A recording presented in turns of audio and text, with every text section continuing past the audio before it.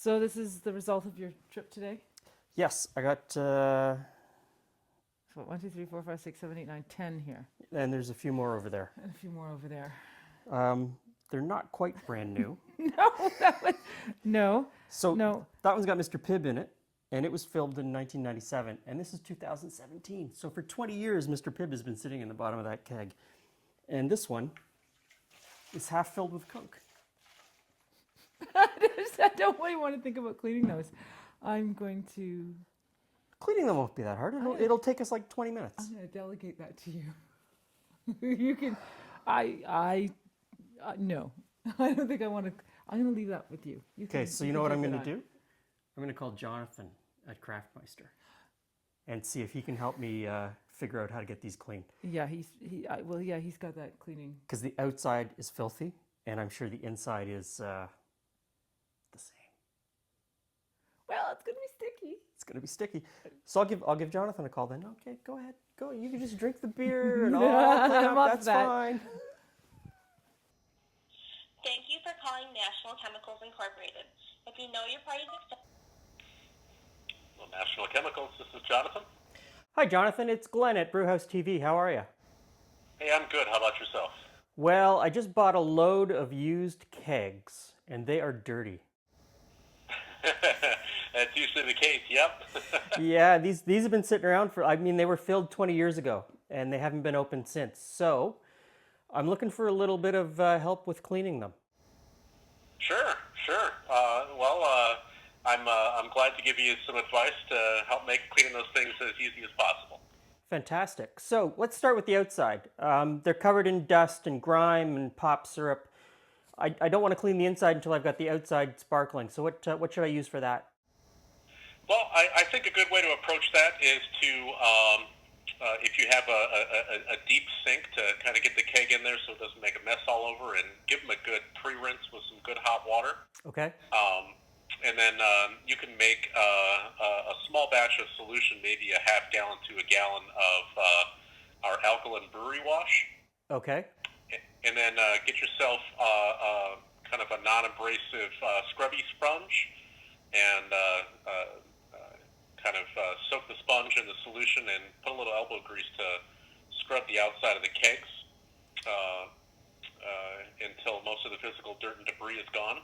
Okay. And then give them another good rinse and let them air dry, and that should cover cleaning the exterior of the kegs pretty well for you. Okay, and then when I'm going to open these up, I mean, most of them still have pop inside. So I guess I dump out the pop, and then what should I use to clean the inside?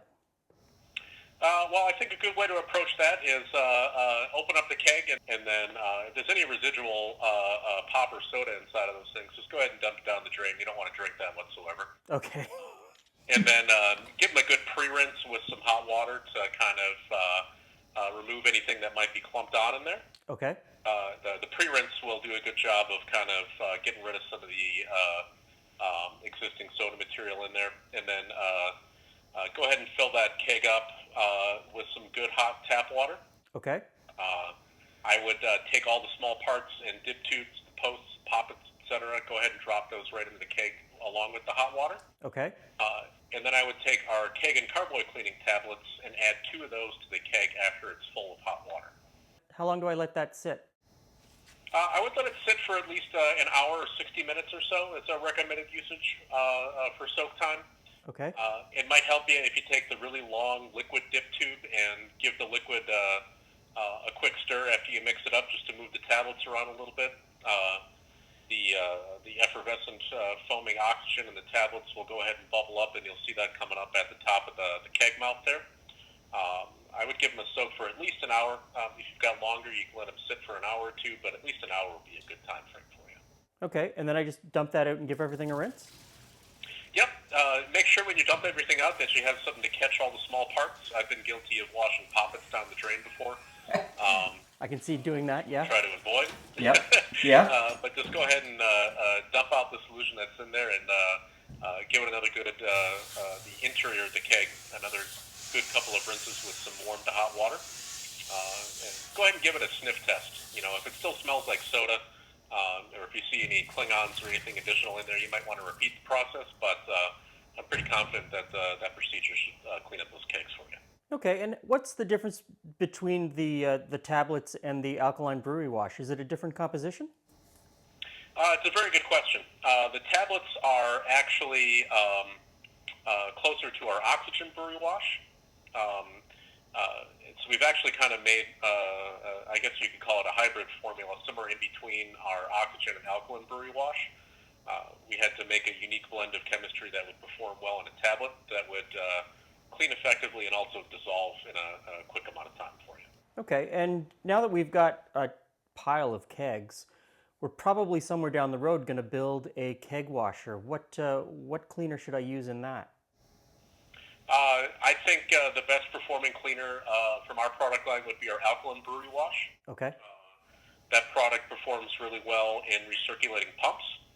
And the great feature of the alkaline brewery wash is it performs very well in both cold and hot water. So as you make a solution up and have it in a reservoir that's going to recirculate, you don't need a heating element to maintain a proper solution temperature for effective cleaning. Okay. So the alkaline brewery wash, in my opinion, is the best option to use for recirculating keg cleaners. Fantastic. So I've got a lot of kegs that I'm looking at. I guess I'd better get to work. Well, I think you'll make short work of those with our CraftMeister products, and I think you're going to be just fine for putting beer in those things anytime soon. Fantastic. Thanks a lot for your help, and I'll save you a glass of beer. All right, sounds good, Glenn. Thank you. Thank you.